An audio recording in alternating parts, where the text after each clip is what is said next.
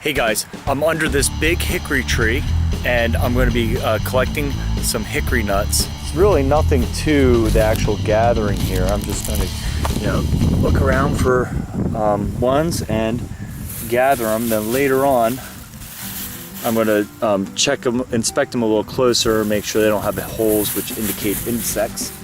Here's the hickory tree that I've been collecting nuts from. There's two of them here.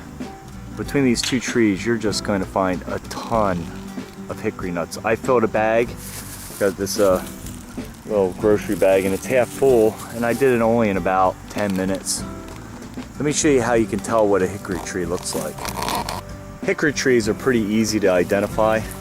They have these compound leaves, and depending on whether they have 5 leaves or 7 leaves, determines whether it is a shagbark hickory or a shellbark hickory. Both hickory trees have great hickory nuts though. And one of the main distinguishing features, I was teaching at the Peace Valley Nature Center the other day. Some kid came up with one of these nuts, and unfortunately one of the other instructors misinformed the kid and told him it was a acorn, but these are hickory nuts, and hickory nuts are easy to identify because they kind of quarter off into sections. See that? The husk. And the husk you have to take off. But that's not very hard, because usually when the nuts fall to the ground, and let me go down to the ground for you, the husk just kind of split off for you. And then you have the nut. And this is what the nut looks like. Has really great tasting meaty nut in there. They are a little small, so they take a little effort to pull out, but it's well worth it. They have a really nice flavor to them. One of the best nuts, I think. I'm done collecting the hickory nuts. Now I'm going to show you how to prepare them to eat. The first thing is, when you get the hickory nuts, and here's the bag that I have. When you're collecting them, the first step is to do a visual inspection of them. Make sure that none are cracked. Look for little holes in it. You'll see a little pinhole in it, and that's usually an insect. You can also feel the weight, okay? The ones that are really light, sometimes you can just discard them. And then here's the last way I do a check, because you don't want to get any insects in with all of them, because they could spoil them all, not just one.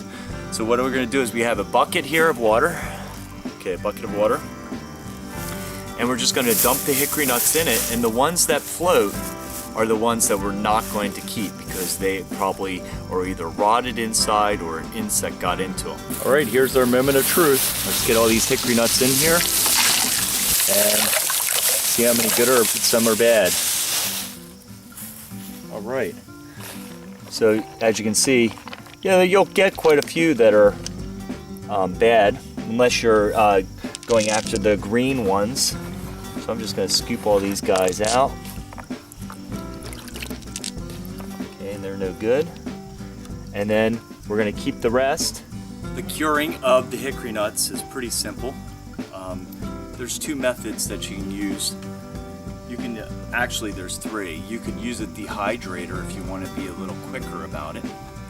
But I have this drying rack, just basically mesh on the bottom, and I just lay them out on there and let them dry. Just make sure when you do this process that you keep it away from any area that may have squirrels or other animals that could come in and steal your hickory nuts from you.